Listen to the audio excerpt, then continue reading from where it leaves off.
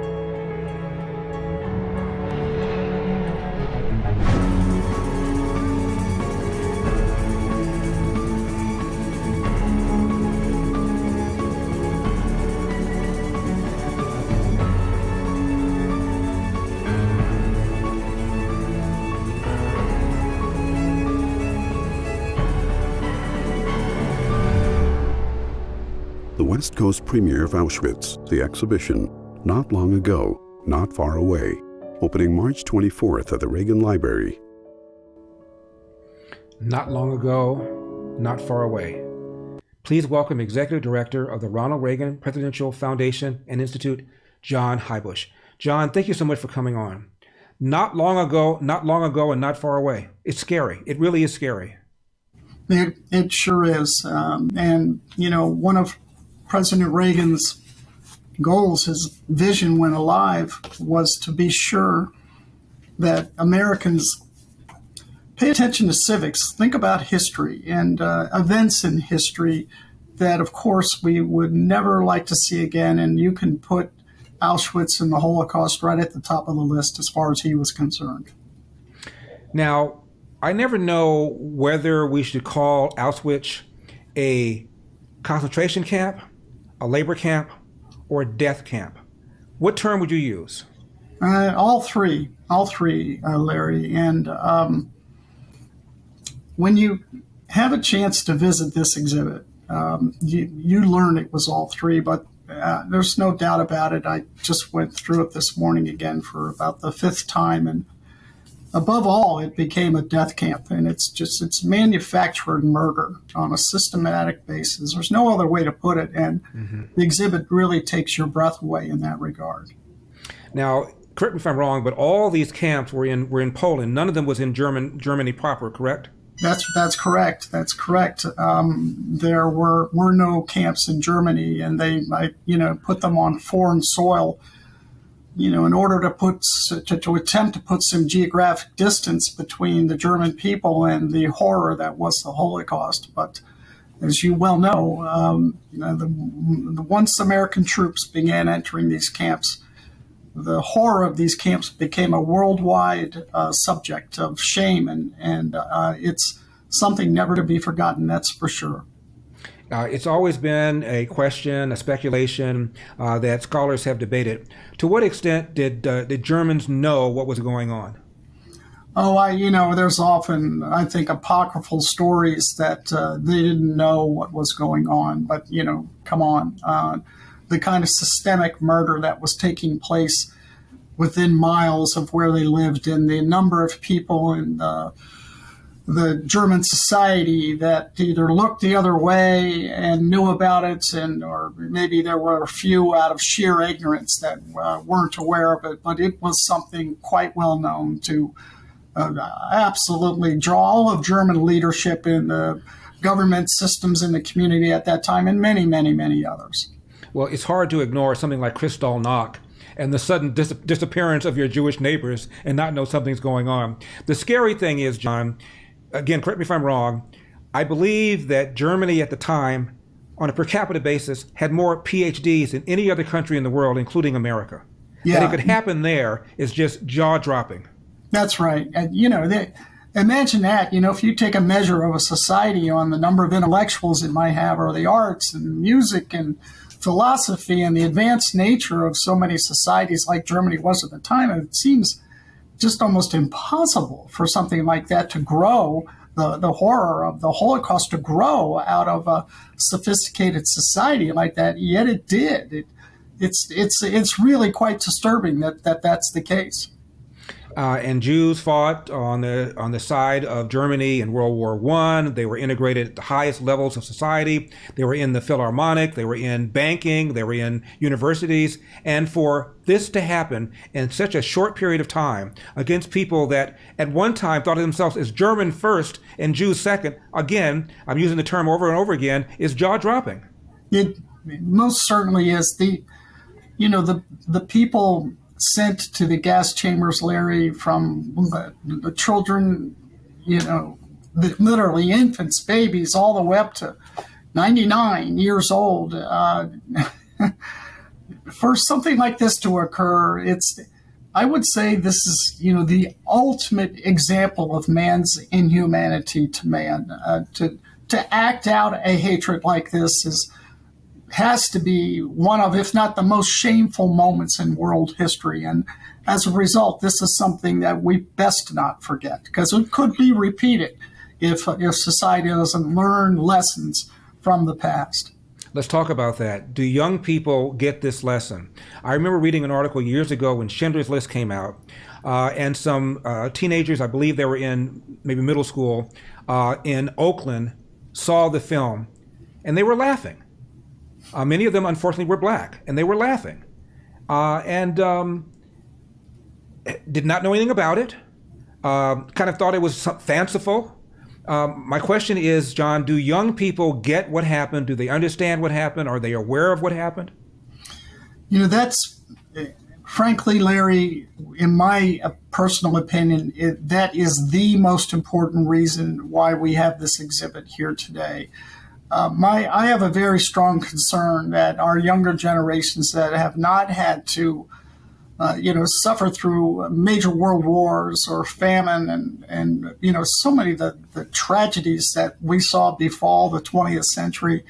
And because of that, and modern means and technology and video games and all the rest, 24-hour news cycle, I think all of society's become somewhat desensitized to terrible things like this, almost to the point where, particularly if you're young and you didn't live through it, you darn just plain don't even believe it. And it's the reason that an exhibit like this must take place is to give testimony to this historical fact and to educate our youth on exactly what happened, to ensure as they grow older that something like this terrible mistake is never repeated again. Larry Elder here. The current administration's policies have continued to wreak havoc on our economy, and it's becoming even more urgent and frightening. And my friends at the Gold and Silver Summit want to help Americans escape this madness. As you know, we're in a severe banking crisis threatening all our financial security. There's no better time to own gold and silver. But what is the best way to do that? If you're considering buying gold or silver, then please attend this free Gold and Silver Summit. At the summit, you'll learn the #1 way to safeguard your wealth using gold and silver, and how to bulletproof your retirement by setting up a gold and silver-backed IRA. This is a free event. You will not be sold anything. Instead, attendees can claim a special free gift. And right now, it seems almost every asset class is at risk. And precious metals might be the only safe haven, especially if you want to protect your money from the current administration's economic blunders. Reserve your free spot at the Gold and Silver Summit today at LarryGoldSummit.com and learn how to bulletproof your retirement. Do not miss out on this vital event. Register now for the Gold and Silver Summit. Go to LarryGoldSummit.com. That's LarryGoldSummit.com.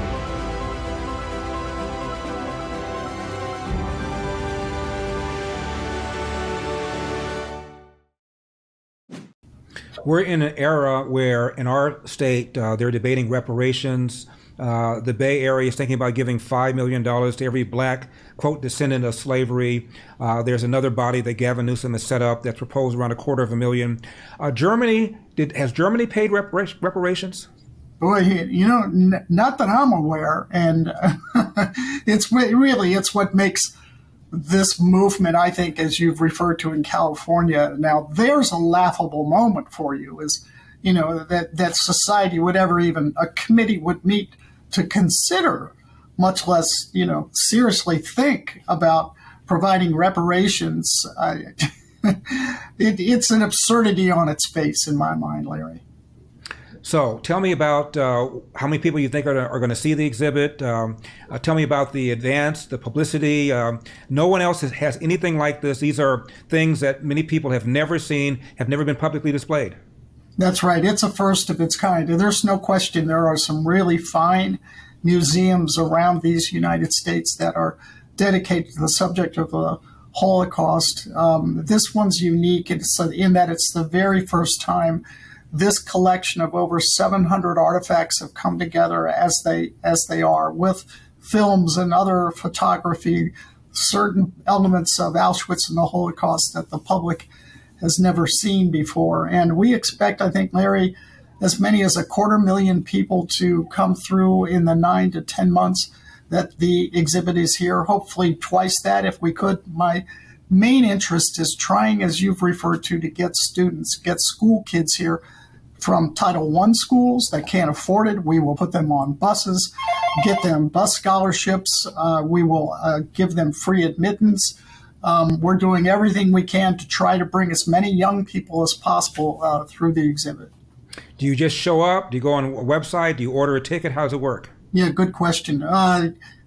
Because we are sure this exhibit's going to be as popular as it's going to be, you need to go to our website to purchase your ticket at reaganfoundation.org to pre-purchase tickets. They're, as you might have seen in other museums, Larry, these are timed tickets so that we're able to control the flow of people in and out of the exhibit and ensure that they have a good experience. The first several weekends are sold out. Days are selling out now. We're selling 1,000 tickets a day. So it's going to be very, very popular. And if you want to come see the exhibit, please do go to our website first to purchase a ticket. Two more questions, John, then I'll let you go. From where does the term Holocaust come, and what precisely does it mean? You're a better historian than I, Larry. I'm not. I think if I were to give you my definition, it may not be historically accurate, but when any person within the sounds of our voices hear the word Holocaust, they should sit up and take note and learn about the Holocaust, because it was as real as the desk I'm sitting in front of. And because that's the case, it needs to never happen again. Mm-hmm. And the last question, John, am I still on the wall at the library? Yes, I gave a speech sometime. Am I still there? I haven't been I haven't been removed. Your name and photograph are in the very last exhibit room as you exit the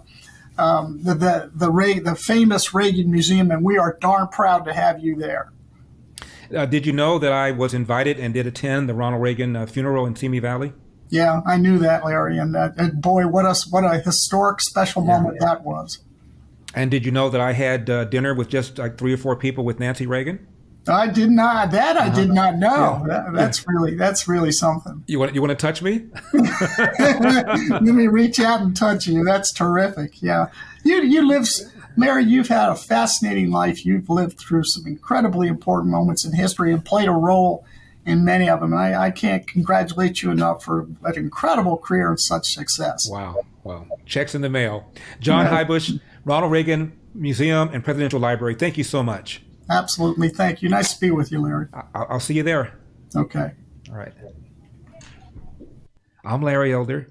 This is the Larry Elder Show for Epic Times. Remember, we've got a country to say. I'll see you next time.